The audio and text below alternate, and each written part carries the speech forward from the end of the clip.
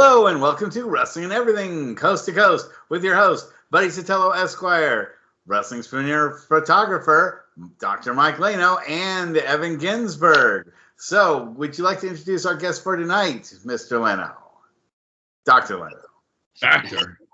First, I want to plug, please, I don't know if you can see it, brand new Pro Wrestling Illustrated, since I've written and shot for them basically since the magazine started, and its predecessors, The Wrestler and Inside Wrestling. This is a spotlight on Japan.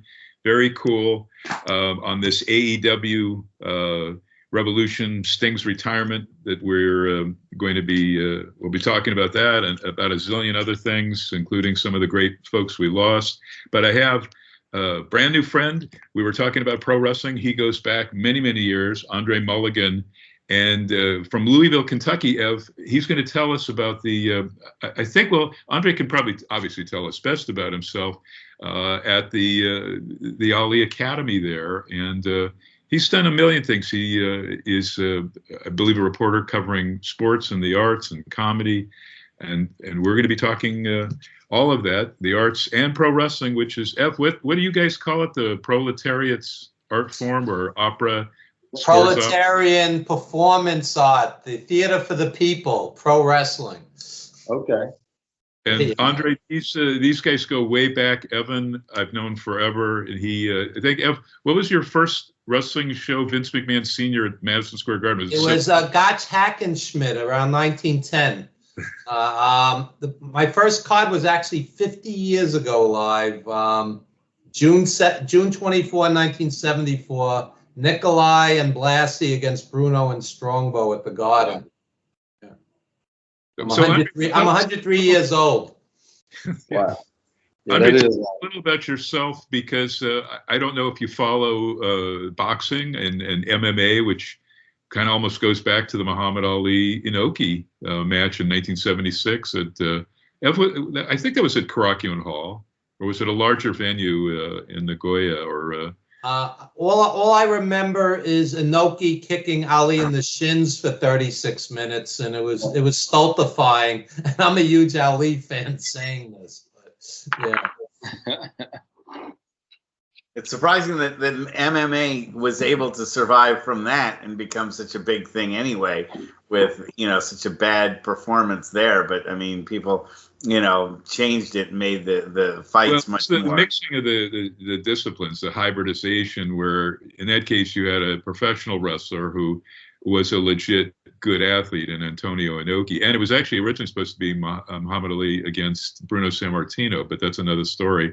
And then Ali, greatest boxer, greatest sports hero, greatest icon ever. But Andre, tell us a little about yourself, how and when you might have gotten, was it in Louisville that you started watching pro wrestling, or another city, because you've been around? Yeah, definitely Louisville, Kentucky, man. I think I always watched wrestling growing up, getting up watching like USWA and WWF and WCW, and so I grew up watching. Most people are always going to talk about their biggest match. So being from Louisville, Kentucky, Louisville, Kentucky is Muhammad Ali's hometown. So when you talk about big events, I think the first big event would be Hulk Hogan and Andre the Giant. And when Hogan picked Dre up and slammed him, I remember watching that. I remember where I was at. I remember how it happened. And I remember how we got up and ran around the house after it happened. So, it was very close, because I think Ali might have been down that way watching that fight. So it was very big in Louisville. He was a special guest referee at the first WrestleMania. Right. So yeah, he was very, very involved, because African Americans, we definitely follow Ali, and wrestling, is very big in our hometown. So. And I didn't even tell Andre that in MLW, which is really by leaps and bounds, they had an amazing pay-per-view the other night with a lot of Japanese wrestlers. I mean, everything, lucha wrestlers, MMA fighters. But they have the Bumaye Club. That's a group of African-American wrestlers, and that's what they call themselves. They're completely over. Their lead guy is the MLW world champion. And of course, that was the line "Kill 'em, Ali." That would Boomaier Ali used in the Battle of the Kings. That fantastic documentary, George Foreman and Ali, and legendary stuff. But Evan probably remembers a thrill for us. We had very little in the 70s. I mean, we had very little pro wrestling anything. You almost had to be a closeted fan, or in my case, photographer or a writer, in Evan's case as well.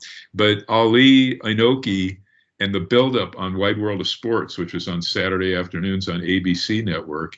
And Ali participated in not just the one with Monsoon, that whole angle at, it was either, Ev, do you remember, was it Allentown or Hamburg Fieldhouse where that was? It was a TV taping, and they also did it with Buddy Wolf on TV also. That was in Chicago at the amphitheater, where you had Freddie Blassie, classy Freddie Blassie, Vern Gagne standing next to each other. And these guys had never been in a ring together.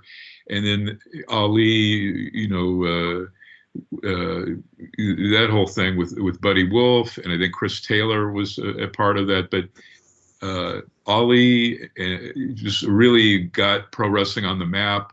And because prior to that, in the last 10, 15 years before that, all we had was Andre on The Tonight Show, and Johnny Carson wasn't even on that night. I think Mike Douglas was filling in for him. So it wasn't even Carson. And that's something else. Ali had made all of those appearances on all of those late night shows, and at times talked about the meeting with Gorgeous George, as did Bob Dylan, and they credited their style, particularly Ali, and the promos, that he was doing well before Billy Graham, who then took it from Ali, that the Gorgeous George stuff. So all of that, can be brought forward, to the art of trash talking. Muhammad Ali, who, thanked his idol, the guy he saw in Louisville wrestle several times, in Gorgeous George, who was like the first, guy leading to Buddy Rogers and Ric Flair and all of those with bleach blonde hair and all of that stuff to follow. People forget Ali got $5 million for the Inoki fight, which was crazy money 50 years ago. And what happened was, at the very last minute, Ali's camp said, "This guy's going to hurt you," because it was supposed to be, a shoot. And basically, Inoki, they started changing the rules on him to the point where he couldn't do that much. So he basically was just kicking him the whole fight, which was why it was such a horrible fight. I mean, Ali in the ring was incredibly entertaining, so it was a huge disappointment. And it turned out he had to have knee surgery done on it from the kicking. They said he had blood clots in his leg, and it actually slowed him down, and Inoki physically hurt him. So it really didn't do his career, No, but it led to the Parkinson's, that, and of course the punches to the head, when he stayed in boxing too long with Trevor Berbick and Larry Holmes. But the blood clots kind of led to his health demise. So it was not worth it at all. It kind of reminded me of Floyd Mayweather, he loves pro wrestling, but getting in the ring with Big Show, Paul White, and then as a pro wrestler, and then Conor McGregor, that thing with an MMA fighter, hopefully that's not going to lead to something like with this, beloved Ali, because a lot of people hadn't seen him, and how his sort of Michael J. Fox-esque shaking he had deteriorated. And then everybody cried when they saw him at the 96 Atlanta Olympic Games lighting the torch. They'd finally seen Ali, and that's kind of an indelible memory for all of us. So Andre, I was going to ask you, maybe tell us about growing up in Louisville, because you experienced a lot of negative stuff, but hopefully some positive things. And then, of course, I guess a big positive is, what's the name of the institution or the sports facility named after Ali that he founded? So we had the Muhammad Ali program, which was basically your basketball, football, soccer, tennis. It was under Ali. So Muhammad Ali program was mixed with the community centers in all of Louisville, Kentucky. And every Wednesday there was basketball games. Every Thursday there was volleyball games. On football, every Saturday. And the programs were really, really funded by the city and the Ali program. And I played all the way up until probably all the way up to like 95, 96, like before my 8th grade year. And I remember under certain administration, all the programs got ran out. And when all those programs got ran out, Louisville to me went way down in the hole. But the Ali program saved so many people because we got the box at the Big A Shopping Center as kids. We would go over there and box. And East Community Center, East End, West End, South End, everyone had something to do from the moment you got out of school all the way up until about 8 o'clock at night. 9 o'clock at night, there was always something to do in the community center. And it was all under the Ali program. And, I never knew, you had your 4-H clubs and things like that. But anything in the community that linked to just kids, not only just African-American kids, but just kids in general, it was under the Ali program. So, I would say probably about 20,000 kids in the program. And I think it was Bush Jr. who, I could be wrong, so I'm just guessing, but I thought he was the one that cut funding, which is pretty horrific because, but we got to wait and see what happens this November. But a lot of sleepless nights for many of us. Did you have any contact with his widow, Lonnie Ali, or his daughter, Layla, or any of the kids? Because they've done so many positive things for the community and the world, as he did. Well, I met Ali as a kid, Muhammad Ali. We couldn't say Ali, so Muhammad Ali. First time I met him was at a place called Fly J Center in Louisville, Kentucky, which was right next to Chickasaw Park, which was a predominantly Black community that had a lot of golfers and tennis players. There's a very, very big African American Black history when it comes to tennis players and golf players in Louisville, Kentucky, Black-wise. And the Ali program, when it came to the centers, he would come there and always do magic, right? So he'll meet all the kids. And the trick I always remember seeing him do was he would make himself kind of gravitate off the ground and back down. We never knew how he did it. And then, everyone always does the pull the finger trick. That's very simple because most kids see it. But then it was like he was like this, and then he'll come up off the ground, and then he'll come back down. I was like, whoa, how do you do that? But his presence, we never, like growing up, you never really, like where I was from, like you knew of Ali, but when you seen him, it was just like he was so normal.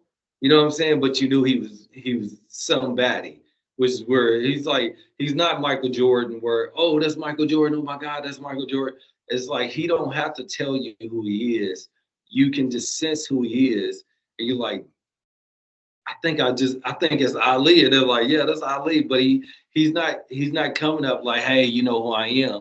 He just know you will feel his presence. And that's how amazing of a person he is, Ali in his prime was the most famous person in the world, and I'll explain why.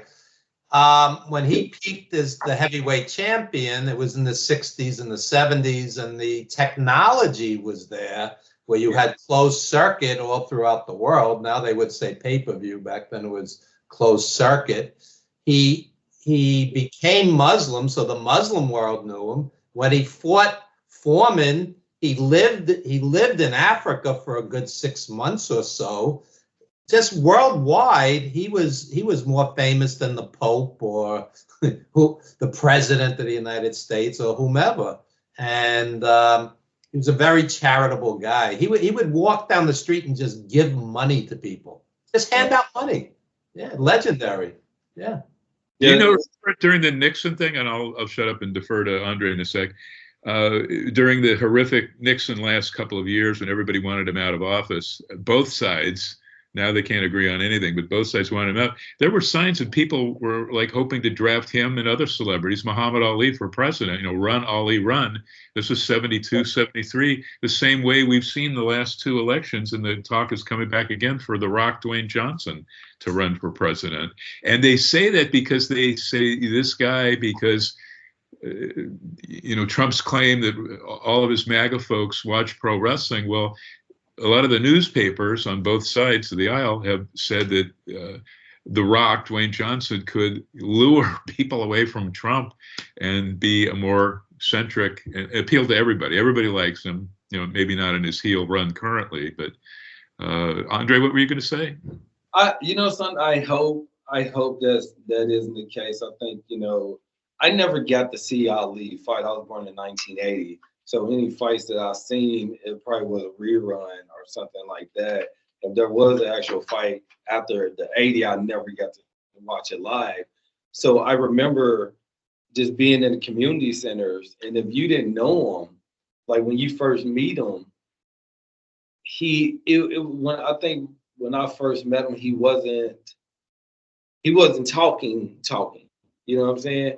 It might be a few words like, hey, but it wasn't as active as he was, I guess, in the 70s and stuff like that. So I met him 1990, 91. So I'm getting a different version of Ali, and he still is speaking, but not as much. And I think he really saved a lot of his words, just especially for kids. Because when he would come to see us, like, I remember seeing him in soccer. I remember seeing him in football. I remember seeing him when I took martial arts. And a lot of people don't know when it came to martial arts and African Americans in martial arts. That's one of the things that they really pushed into our community center. And Ali was part of that. And I think it was really one of these ways to really try to keep us disciplined from fighting and being super active. So the kind of man he was, it was just like always just like at ease, at peace, at relax, like, which was amazing, So I hope The Rock doesn't run for anything, because I think when you put politics involved behind superstars, it starts separating their power. And, it's not saying that he should have a certain kind of power. It's just saying, a lot of people are our heroes. And when you start making them go into like certain things like toxic politics, it ain't going to be good for them. Legacy-wise, I don't think it's good. As great as Ali is, most people are going to call him a draft dodger, and then some people are going to call him Muslim, versus he's just an amazing person, So I keep saying this myself, a lot of others. Okay, both sides of the aisle are talking about their elderly candidates and potential this and that and the old ageism, which I hate. Jimmy Fallon is just pounding away on Biden every night. Get off that, because you know what's going to happen. The other side is going to get more potential voters. But at least in The Rock's case, Dwayne Johnson, we want somebody young. Both sides could use somebody young. Where are these people? The smart people don't appear to be getting into politics. But Ev and Russ, any thoughts on that? Because well, not necessarily the politics part of it, but I did want to talk to Andre about. Did you ever get involved in professional wrestling in Kentucky on the indie scene, perhaps?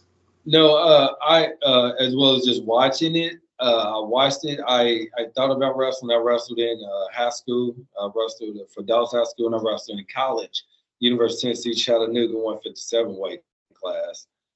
So we have Victor Bruiser, which was a USWA wrestler. He is actually, my son is actually going into amateur pro wrestling right now. And Victor Bruiser is one of the people that's helping him down there. And there's another guy named Heiza that I went to school with that is in wrestling. But there was a total legend, 50s, 60s. He was an NFL player. I forget if he was actually on the Detroit Lions like Alex Karras, but he had that fake match, choreographed, predetermined pro wrestling match that turned into an alleged shoot. Ev, you remember that? And Bruce had just an amazing career and promoted. He had his own promotion, and he often made himself his own WWA world champion for his Indianapolis-based promotion that And he had a territory war, as Evan and I know, in Detroit, early to mid 70s with the Sheik's promotion at the Cobo. Dick the Bruiser ran at Olympia Stadium. And that's some big time stuff. But in terms of USWA, you get to see Jerry the King Lawler, Bill Dundee, Tommy Rich, Austin Idol, Dutchman. Yeah. Moondogs, was it Moondogs? We were talking about the Moondogs. Who was Brian and Kelly? What was their Brian and Kelly? What was their? Brian Christopher was Jerry the King Lawler's son. But they had a group, right? They had a tag team group at first, right? Yeah, they came to, the other one was Jamie Dundee. I forget what his ring name was. Do you remember in WWF? But he came in with Brian Lawler. His full name was Brian Christopher Lawler. So it was the two arch enemies, sometimes tag partners, Jerry Lawler, superstar Bill Dundee, who had their sons as this sort of hip hop type group. I forget what they were called, but Jamie Dundee. That's what I'm trying to figure out. Tag team. PG-13? Yeah. No, it's too cool. It's too cool. No. Too cool is Rikishi. But that was, Too Cool was what Brian Christopher joined with Rikishi. He was a part of that for a short time. And then it was the other guy, Scotty Too Hottie, who was part of that, but also paired when Jamie Dundee left. WWF paired him with Scotty Too Hottie. But he's right, in the Memphis USWA Jerry Jarrett territory. I forgot what their name was. It might not have been PG-13, something else, but he's right. I'm looking at it right now. No, not Jeff Jarrett, Brian Christopher. What was their name? And Brian Christopher died in jail a couple of years ago. It was really heartbreaking. And speaking of that, Andre's checking that out. We lost Ole Anderson, and believe it or not, guys, I meant to email you all.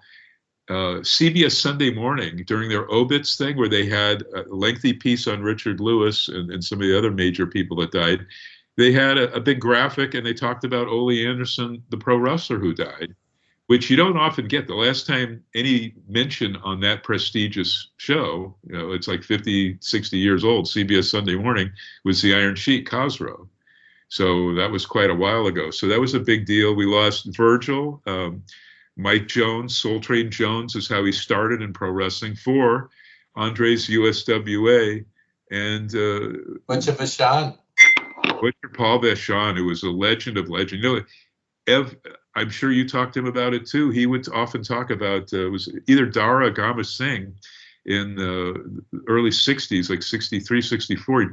He claimed they drew 100,000 people in an outdoor stadium in India. And I don't doubt it, because this guy knew his history until he started losing his memory in the last year or two. But what a sweet gentleman. And Ev, do you remember at my convention, the St. Louis Munchnik thing, he and I thought it was there, it was either that or Cauliflower Alley, where he and Al Costello, Kangaroo Al Costello, had a opera off.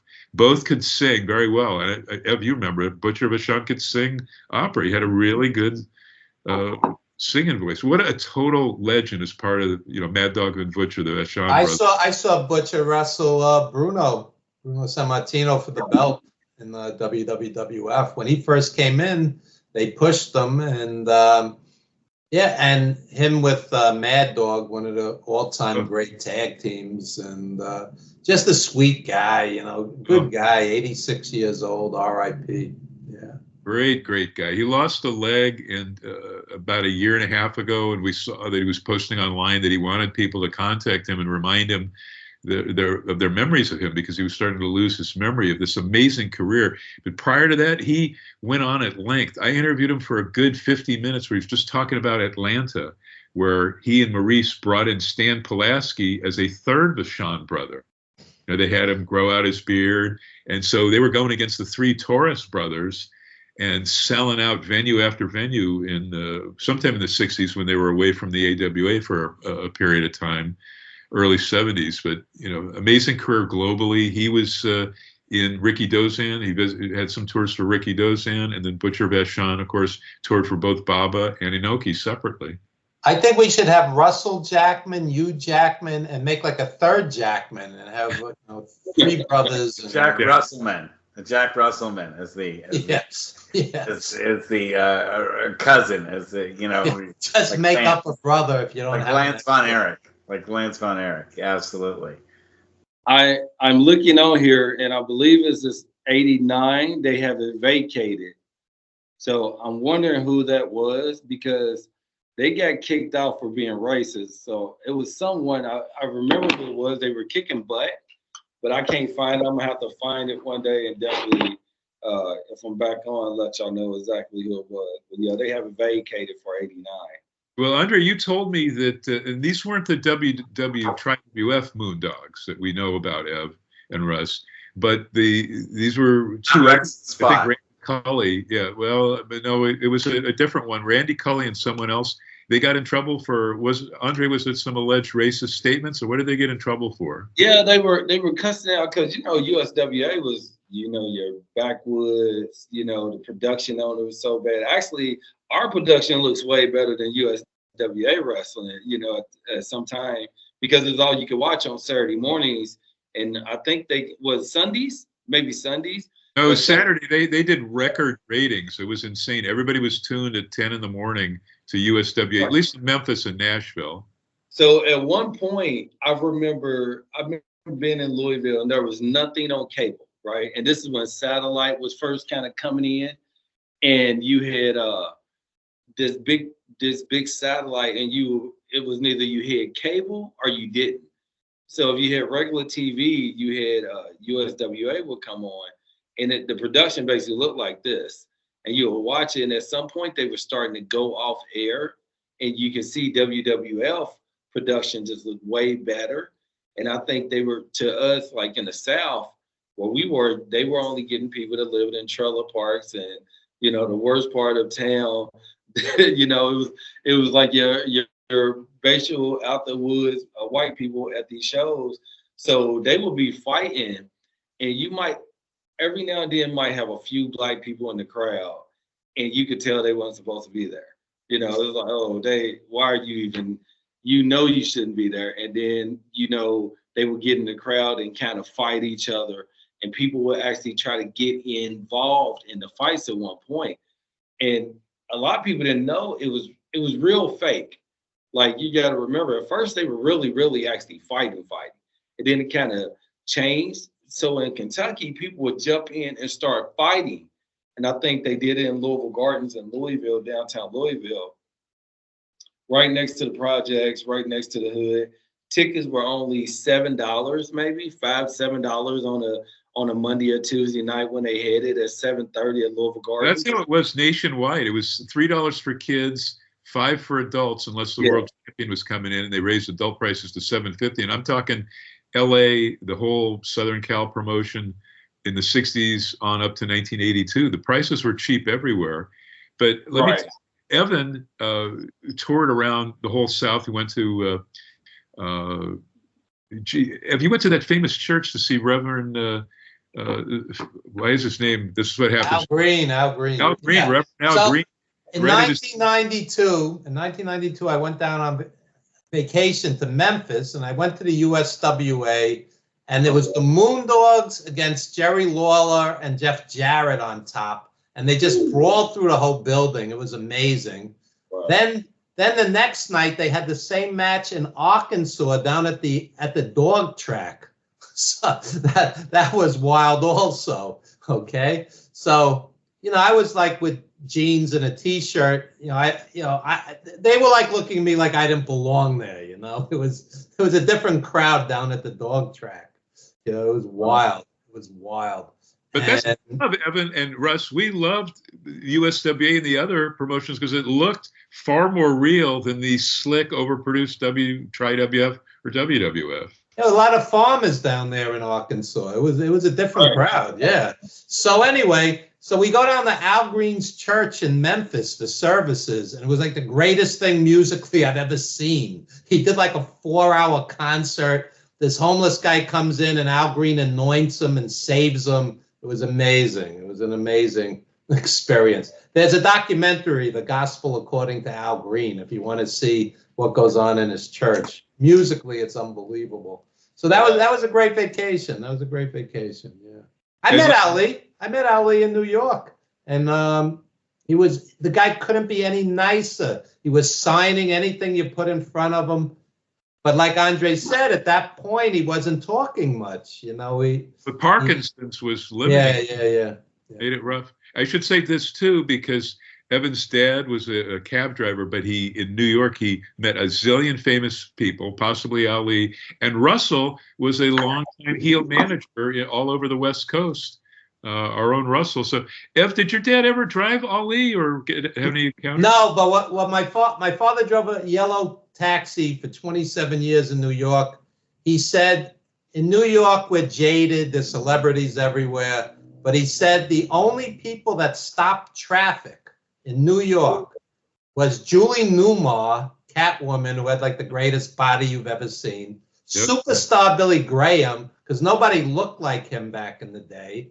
And Muhammad Ali. He said Muhammad Ali would walk in Manhattan, traffic would stop. That's how famous this guy was. And and Ali was a humanitarian. This guy, we need more guys like him. Too many celebrities preaching materialism, and Ali was, help everybody. Yep. A different mindset. Is it possible to get another athlete like Ali? Because I know they compare Kaepernick to that. Would you say the only person that was possibly able to do that would have been a Michael Jordan? Jordan was very capitalistic when he was younger and materialistic. He's evolved since then. The guy who I think, is comparable to Ali, Kareem Abdul-Jabbar. This guy's devoted his life. Well, actually, I would debate. I'd say Okay. right now, I'd say Steph Curry is actually a guy that really has got that kind of global appeal, and is also very charitable, gives back a lot to the community, and nobody has a negative thing to say about Steph Curry. He's got the 4, championships, and he's, a top scorer in the NBA, and he is known internationally. I have a Golden State Warriors fan group that has 11,000 members on it in Facebook, and I'd say about 75% of those members are in the Philippines. So he has a tremendous following. Pacquiao gives away a fortune of his money to the people in the Philippines. Pacquiao. But you think about when I think like a Ali, like Ali, not only his aura and his glow, you know what I'm saying? The fact, I think when we call Ali, people weren't saying he was a Muslim. He was just Ali. You know what I'm saying? As far as what I know. So I would say someone maybe like he said, Kareem Abdul, or Shaq. I think Shaq, or Dr. J at one point. You hit it on the head though with Colin Kaepernick, because Russ can speak to this too. We saw all the shit he had to go through in San Francisco in the NFL. He's not playing for any team. Nike, helped stand beside him, but he needs more, and he kind of is at that level because he stood for his cause. He suffered for it, as Ali did when he was stripped of his world boxing title and couldn't fight for a couple of years. Russ, don't you think what is going on with Colin Kaepernick now? It's like unbelievable that no NFL he can't play. He's been out of the NFL for over 6-7 years, and he wasn't that good of a quarterback by the time the Niners got rid of him. So he's just not. He's better off in the political realm, where I think that's where his heart really is. I don't think his heart was really in to being a quarterback. That's why he other teams saw him and didn't see the physical ability there, that they would wanted to sign him and deal with the fact that he was going to get a lot of attention for a backup quarterback.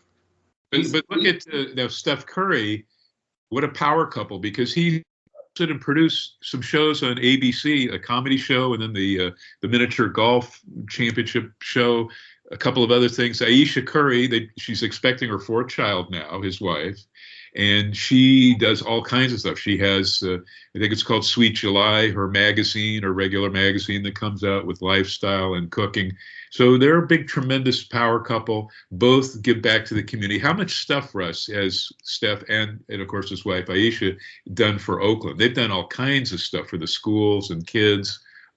Very relay. He's constantly doing stuff. So I think, and LeBron, to his credit, also has got the recognition and does give a lot back, and he has a lot of charitable foundations as well. And really, you know, for a guy that you know a lot of people don't like on the court, he doesn't have anything negative about him. I'd also say The Rock might be moving into that territory too. Everybody recognizes him. Everyone knows who he is, you know, with the movies and his TV show, and now getting back into the WWE, and he'll be really the face of WrestleMania. I don't know where WrestleMania would be this year without The Rock's involvement. I mean, I think they were really kind of grinding to a halt with everything going on with the Vince McMahon situation, and adding The Rock to it has made everyone sit up and take notice of WrestleMania. Well, he's part now of the board. So, Andre, do you know that the Rock is like sort of almost replaced the Vince figure? Creatively, Vince McMahon's son-in-law, Triple H, Paul Levesque, is running the wrestling day-to-day, all the great creative. That's why their product is so good now. But The Rock is back now. But So good. It's almost unwatchable. Well, the bloodline has been good mainly because of Paul Heyman's creativity, Paul E. Dangerously. But I don't know if Andre's aware that The Rock is going to be part now of night 1 of WrestleMania, probably also part 2 or night 2. It's a 2-night affair, Andre. I think so. It's going to be a big tag match. It's going to be The Rock and his nephew Roman Reigns, the current champion, Universal champ, against Cody and Seth Rollins. And if Cody and Seth win, none of the bloodline will be out there for the next night, which is the title match. Cody Rhodes. They announced this? This was on Friday Night SmackDown with The Rock. The steps are that if Cody and Seth win on night 1 in the main event of WrestleMania, then there will be no bloodline. It'll only be Roman Reigns allowed at ringside for his match, putting up the title so Cody can finish his story. But if Cody and Seth lose, then it's bloodline rules for the title match night 2 of WrestleMania, that's Sunday night. And they can do anything they want, like Solo Sikoa can be the referee. They can all of them can beat the crap out of Cody and all this stuff, make it almost look impossible for him to win.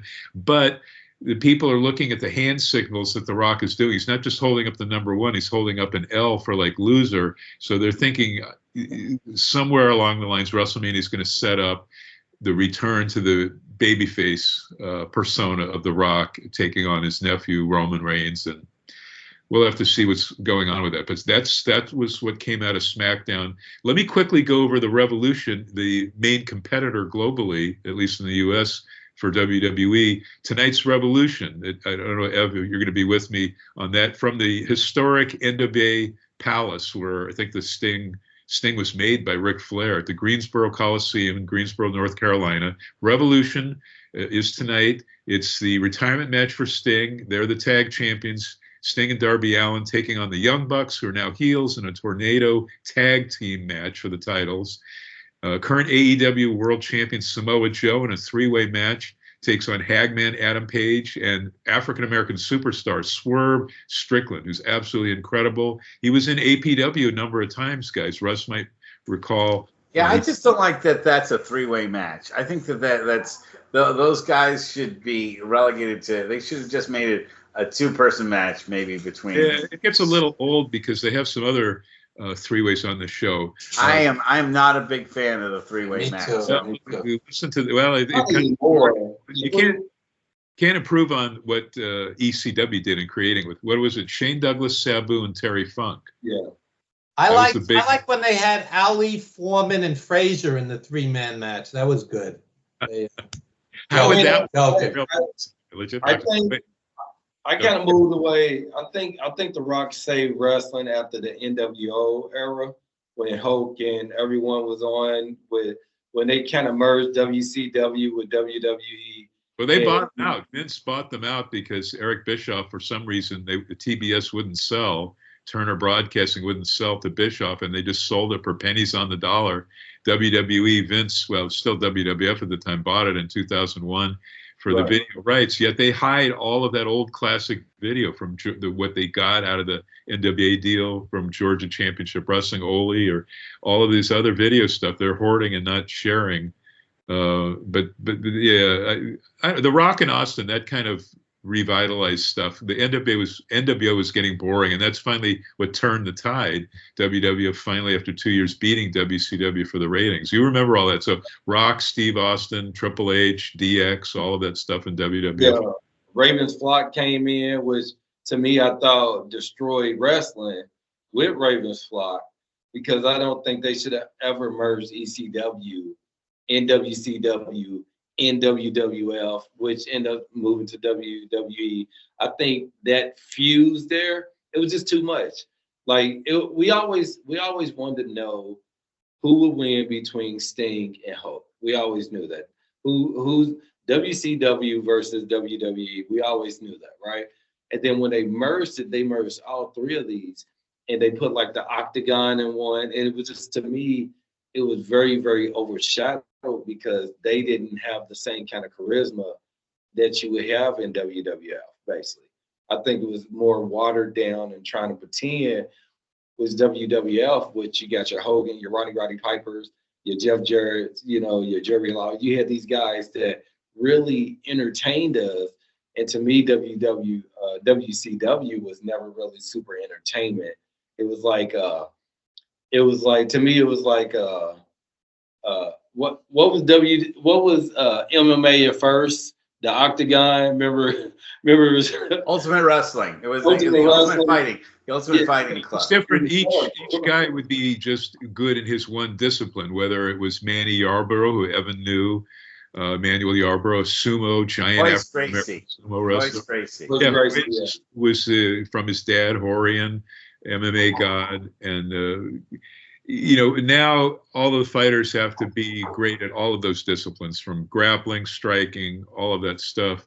But Evan and Russ, you guys, MMA itself has become its own fighting art. MMA is its own martial art now. It's not, other disciplines doing it. It's people are growing up, wanting to become MMA fighters. And so it's got its own thing. By the way, Andre, I wanted to find out what martial art you do, by the way. Tang Shido and Taekwondo. Oh, okay. And Evan is a Tai Chi master. I'm not a master. I practice Tai Chi and Qigong. But you can. And I studied jiu-jitsu. I was on my way to getting a brown belt in jiu-jitsu, Okinawan jiu-jitsu. Okay. And I studied that for about 6 years. So we do have a little bit of a martial arts background in there. Taekwondo was way too hard for me. Let me just read these matches for tonight. AEW Women's World Champion Timeless Toni Storm, who's doing her best Sunset Boulevard impression. She's great.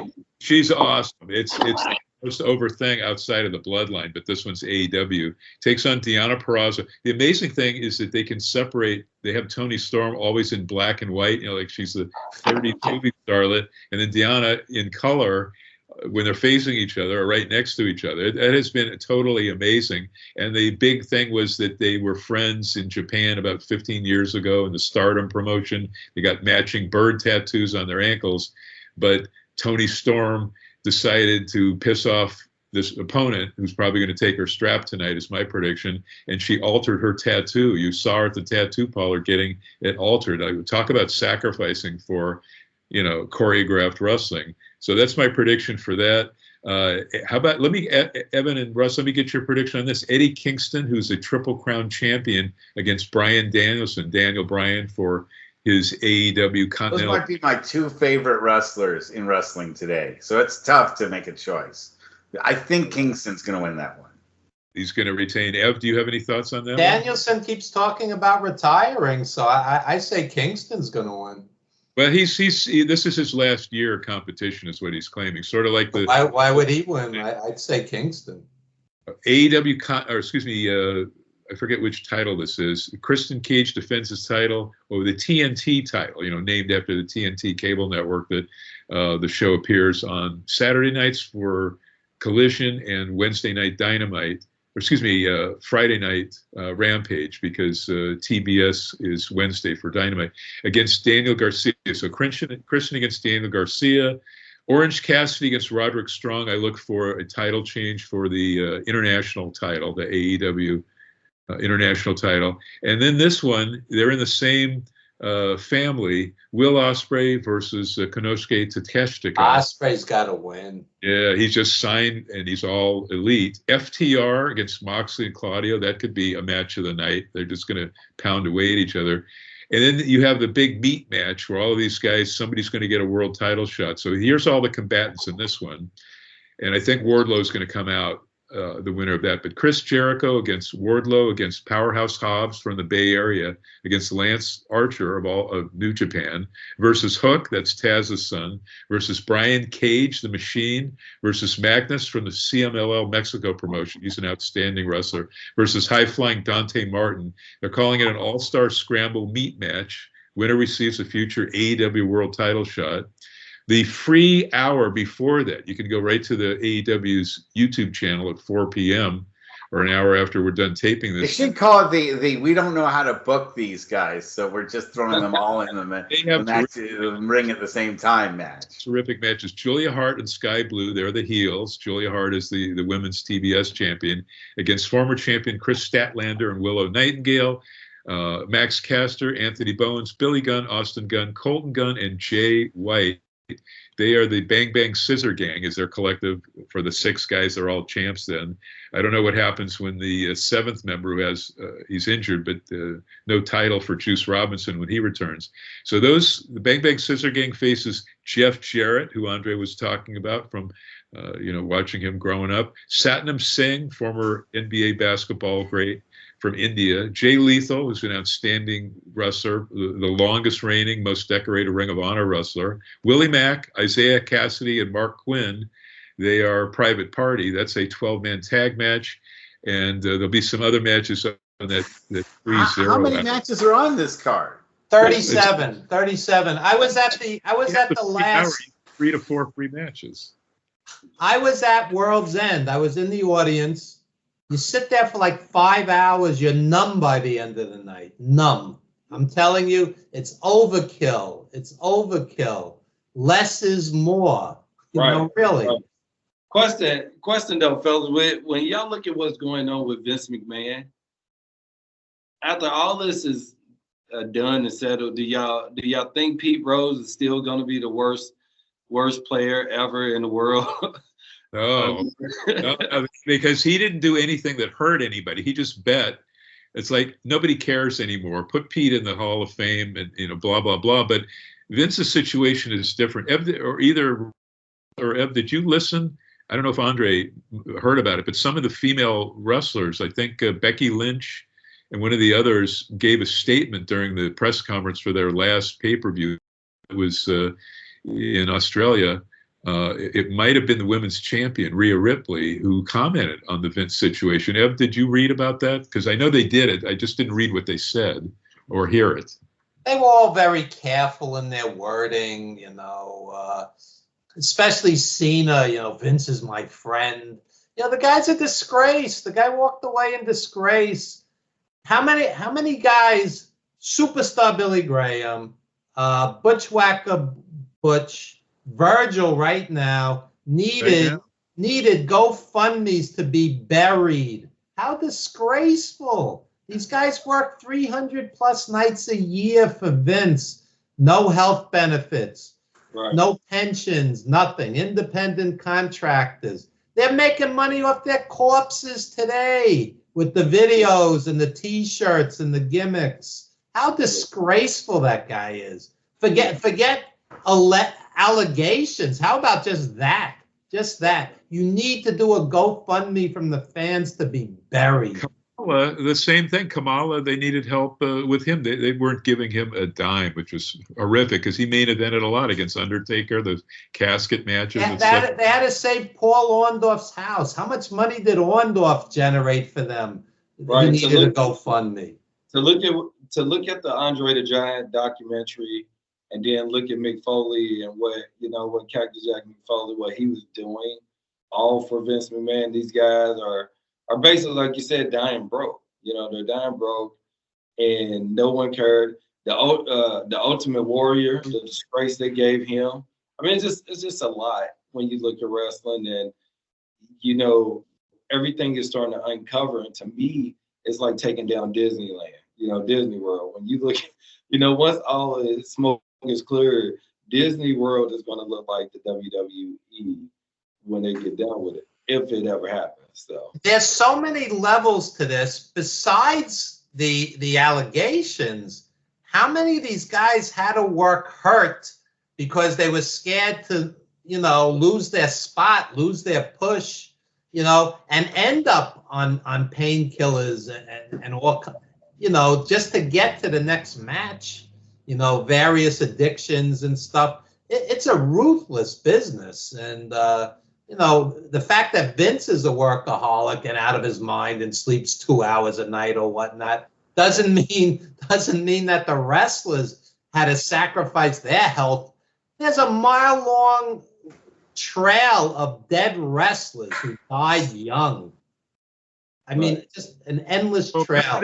Right after Benoit, Evan, there was like 91 guys who were dying left and right. Hot Stuff Eddie Gilbert, both of the Public Enemy. So many guys. Mike Awesome took his own life. He was just Chris Kanyon. So many guys that we lost. It just was. And now the ghost of Ashley Massaro is coming back to haunt Vince McMahon and the rest of the McMahon family, who really, I mean, I don't see how they're going to avoid the allegations that they covered up her death and swept it under the rug, the suicide, so that they didn't lose the connection that they had with the U.S. Army. Yeah, there was a female wrestler he's talking about, a WWE female wrestler, Ashley Massaro, who committed suicide after, just a rape and just awful stuff. But we got to get to a more positive note. I think the pay-per-view is going to be fun. I do have to give props to WWE. I didn't have much hope for the pay-per-view. I mean, Roman Reigns, to even dare to compare him to Bruno Sammartino, and I want Andre to plug everything he would like to plug, is ridiculous, because I think Roman Reigns has only defended the title once in a three-way match this year, a couple of months ago. Only once. Wrestled 11 times last year, 11 times. Once. Ridiculous. But Bruno did it 6-7 nights a week, not including the television. Every week he was doing that during his two historic title runs. So there is no comparison of anybody, certainly not a guy who couldn't wrestle like Hulk Hogan. Roman Reigns can, but guy never defends his title. I don't understand what the point of that is, unless you're just pissing off your audience or trying to. I understand the let's make it special thing, but there was nobody more special than a Bruno or Bobo Brazil, who Vince Sr. put a title on. What they do with Reigns is they bring him into like Ireland, for example, and they make it like a huge event, and the money marks come and spend thousands and thousands of dollars to see Roman Reigns against Drew McIntyre. They make it into like it's a super event, like it's the Super Bowl. And that's fine, but at the same time, you can't say Roman Reigns was a better champion than Pedro Morales, who was out there 300 nights, a year. You can't have it both ways. I mean, if you have to take, I remember taking my son when he was like 7 years old to a WWF match in Louisville, and the T-shirts were like $60. The belt was like $325. Yeah. It's crazy. Make it affordable. The parents can't afford that. That's why it's wrestling. Wrestling was always blue collar. Yeah, blue collar. Let me just say this: the last card at Madison Square Garden was $63 to $479 a ticket. Okay. Yeah. My friend took 3 people and himself to World's End AEW. The tickets were $100 each, plus, food and parking and everything else. This guy spent over $500 to see a mediocre, wrestling show. Over $500. So what was a monthly thing for a father to take his kids to is now a birthday present, a graduation present, a Christmas present, because it's going to cost you a fortune, and you can only do it once a year, if that. It's going to, yeah. If people can afford $63 to $479 a ticket, it's ridiculous. Just make sure you don't go to concerts.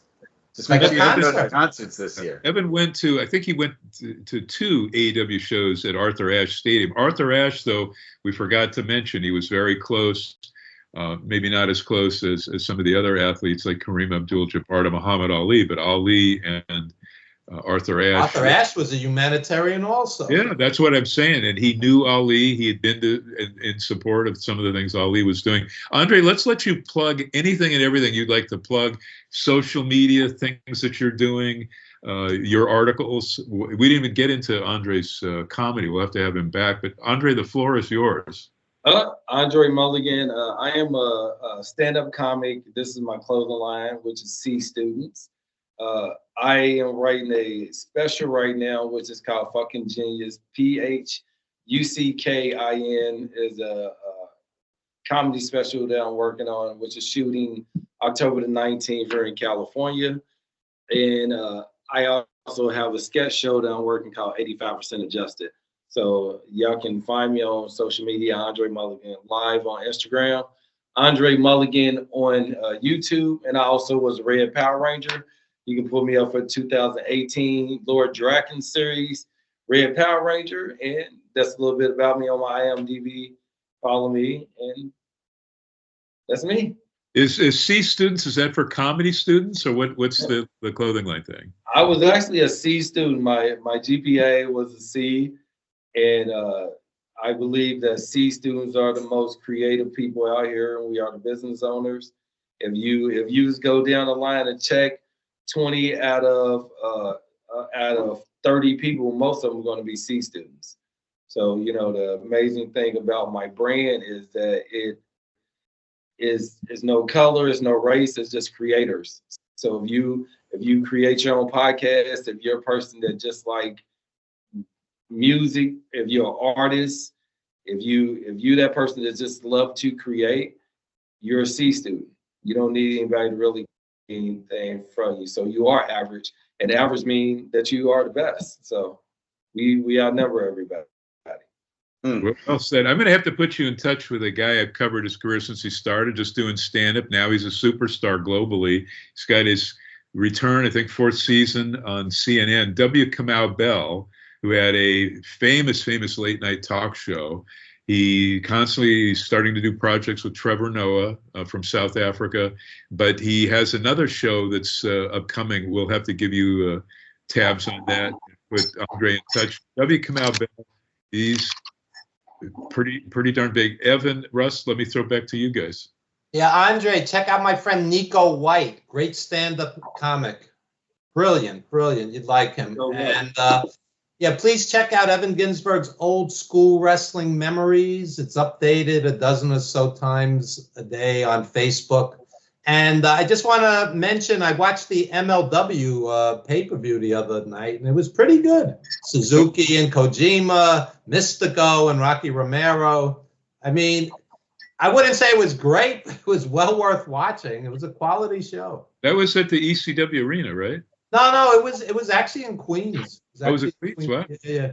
So it's nice. Did you go, or you just watched the pay-per-view? Nah, I just watched the pay-per-view, but it's worth seeing. And Mystico's still good. He's been out there 25 or so years. He was just an AEW. He was part of that contingent that came in with CMLL, but they had him as heel, so he wasn't able to do his great technical babyface stuff. How soon before the Tolos book is ready, guys? 2027. 2027. My grandkids will be ready. I'm lining up rights for the absolute best photos. The one photo I want on that cover is a Theo Ehret shot. It was not mine. Tolos is a baby face. John the Maniac Tolos with the Americas Championship from at least Los Angeles. That's the Americas. Underneath his chin with a broad smile. So that is going to be a great book. But you know, again, I want it to be perfect. Evan wants it to be perfect, and I You think can't rush art. When we made The Wrestler, it took 7 years. When we did 350 Days, it took 6 years. So Andre doesn't know that Evan was a producer on The Wrestler with Mickey Rourke. He booked not the producer, associate producer. I was the wrestling guy. Yeah. Hey, I would love to watch that. I was just thinking when thinking about the era of the 90s, like 89, early 90, 91. When you think about Ted DiBiase and you think about Virgil, you think about when they brought out Zeus and they were starting to really, because you had Coco Beware that was kind of going away.